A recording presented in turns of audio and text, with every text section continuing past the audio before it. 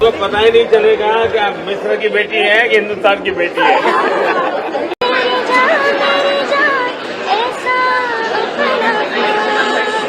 वाह।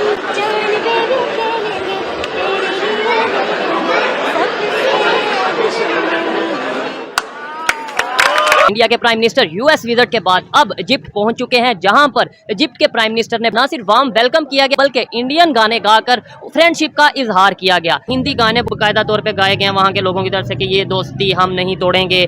मोदी जी से आज फिर भारत की जो जय जयकार हुई है और जो इज्जत अफजाई हुई है, So it is an honor, no doubt. मतलब they have extended an honor के हमारे तरफ से हम आपकी इज्जत अफजाई कर रहे हैं। इजिप्ट के साथ अलायंस बहुत जरूरी है।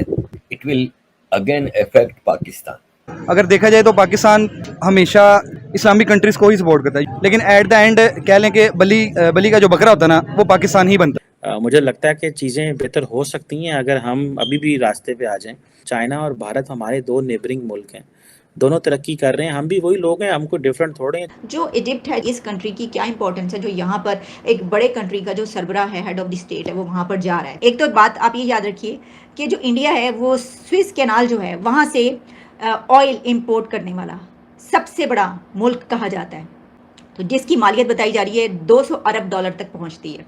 हेलो दोस्तों, आइए देखते हैं पाकिस्तानी मीडिया की लेटेस्ट वीडियो।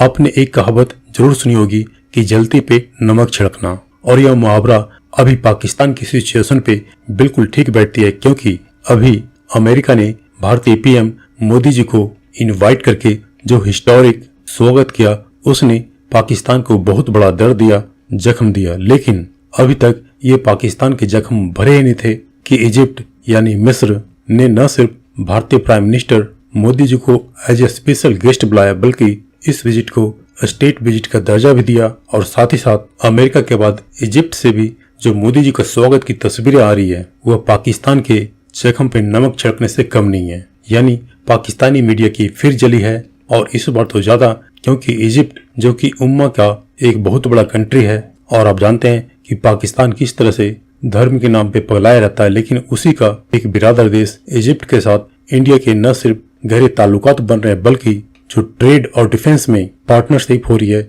उसे देख पाकिस्तानी शॉक्ड हैं। तो दोस्तों इस वीडियो को देखते हैं।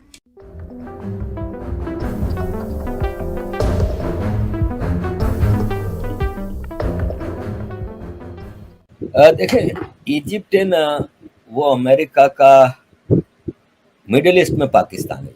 तो ये अरब वर्ल्ड का एक बहुत ही बड़ा मुल्क है, नंबर 1। नंबर 2, बहुत ही स्ट्रॉन्ग हिस्ट्री के हिसाब से, हेरिटेज है, उस हिसाब से बहुत स्ट्रॉन्ग है। तो इजिप्ट की इकोनॉमी कुछ भी नहीं है, भिखारी है। इजिप्ट भी बैंकरप्सी के किनारे पे खड़ा है। तो अगेन इसका फायदा इकोनॉमिकल आप नहीं दे सकते, लेकिन आपको अरब वर्ल्ड में जो स्ट्रॉन्ग अलायंस आप बनाते जा रहे हैं, उसमें इजिप्ट के साथ अलायंस बहुत जरूरी है। It will again affect Pakistan. Modi ji से आज फिर भारत की जो जय जयकार हुई है और जो इज्जत अफजाई हुई है। और दूसरा, मैं हैरान हूं कि भाई साहब मोदी जी की एज देखें और उनकी एनर्जी देखें। मैं तो सोच रहा था कि इतनी सारी मीटिंग है, 1-to-1 मीटिंग है भी इतनी सारी।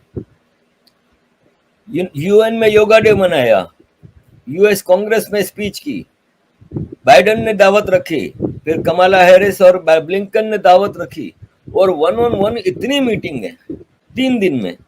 सोए नहीं थे क्या?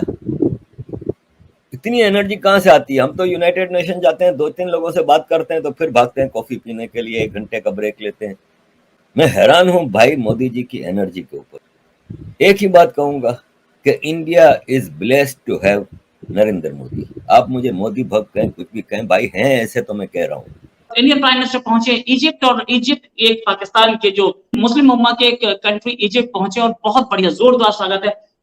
इस पर आप क्या बोलेंगे? देखिए, इजिप्ट और इंडिया के बहुत गहरे संबंध आज के नहीं है, वो सदियों के हैं, पुराने समय से है, प्री इस्लामिक है। और ठीक है, अगर आप ये कहेंगे कि वो G20 हुआ, कश्मीर में इजिप्ट को बुलाया गया था, इजिप्ट नहीं गया, लेकिन उसके बाद उन्होंने प्रधानमंत्री मोदी को स्पेशल गेस्ट के रूप में स्टेट विजिट पे बुलाया।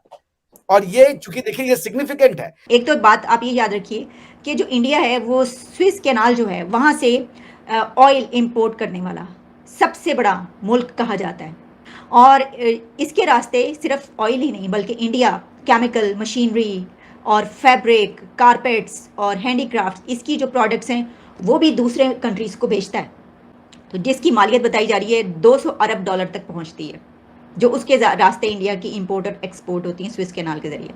और जो डिफेंस के हवाले से स्ट्रेटेजिक पार्टनरशिप है इजिप्ट और इंडिया के बीच, वो भी बहुत बड़ी है, वो भी कुछ कम नहीं है। फिर ये है कि इंडिया जो है वो ख़ास तौर पर वेस्ट एशिया और जो नॉर्थ अफ्रीका है वहाँ पर अपना इन्फ्लुएंस बढ़ाना चाहता है, और बदलती हुई जो इलाकाई और सियासी जो ख़ास तौर पर, अच्छा इकोनॉमिक जोन्स की भी बात की गई है, ये भी मैं आपको बताऊं। जो इंडिया को वहाँ पे दिलचस्पी है, स्विस कैनाल जो है वहाँ पे जो इकोनॉमिक जोन्स हैं उसमें भी बहुत ज़्यादा वो दिलचस्पी रखता है। ट्रेड तो सर उनका ट्रेडमार्क है ना, तो वो उसको तो हर जगह लेकर चलते हैं, उन्हें पता है कि पैसा होगा तो हम ताकतवर होंगे, सिर्फ रखता ही नहीं और उसके लिए बल्कि हैं भी वहाँ पर उसके। अच्छा, अब मिस्र जो है इजिप्ट, उसने इंडिया के जो लड़ाका तैयारे हैं तेजस, उसके अलावा मिसाइल्स, तैयार करदा हथियारों और रेडार की जो ख़रीदारी है उसमें भी बहुत दिलचस्पी का इजहार किया था कि हम ये भी ख़रीदना चाहते हैं। तो देखिए, अब मैंने जब ये देखा कि ये जो कायरो या इजिप्ट का विज़िट हो रहा है, तो मुझे ये, क्योंकि मुझे इल्म नहीं था कि कितनी इंपॉर्टेंस या कितनी सिग्निफिकेंस हो सकती है जो इजिप्ट है, इस कंट्री की क्या इंपॉर्टेंस है जो यहाँ पर एक बड़े कंट्री का जो सरबराह है, हेड ऑफ द स्टेट है, वो वहाँ पर जा रहा है, तो फिर हमें ये सब बातें हमारे सामने आती हैं। अभी रिसेंटली अगर बात करें इंडिया के प्राइम मिनिस्टर की, वो यूएस के विजिट पे गए, बहुत ज्यादा हाइप थी, आपने देखा होगा। और उसके बाद अब वो इजिप्ट के विजिट पे जो कि एक इस्लामिक कंट्री है, वहाँ पे जिस तरीके से पीएम मुस्तफा इजिप्ट के प्राइम मिनिस्टर है, उन्होंने उन्हें वेलकम किया है। हिंदी गाने बाकायदा तौर पर गाए गए हैं वहाँ के लोगों की तरफ से कि ये दोस्ती हम नहीं तोड़ेंगे। क्या कहना चाहेंगे? उनके सऊदीया से भी रिलेशन बेहतर, उनके यूएई से भी रिलेशन बेहतर, उनके इजिप्ट से भी, मतलब इस्लामिक कंट्रीज के हमारे से ज्यादा रिलेशन तो उनके साथ नजर आ रहे हैं। देखिए, हम अपनी अना में और अपने कह लेंगे, अब एक मसला इधर ये है इस्लामी स्कॉलर्स का,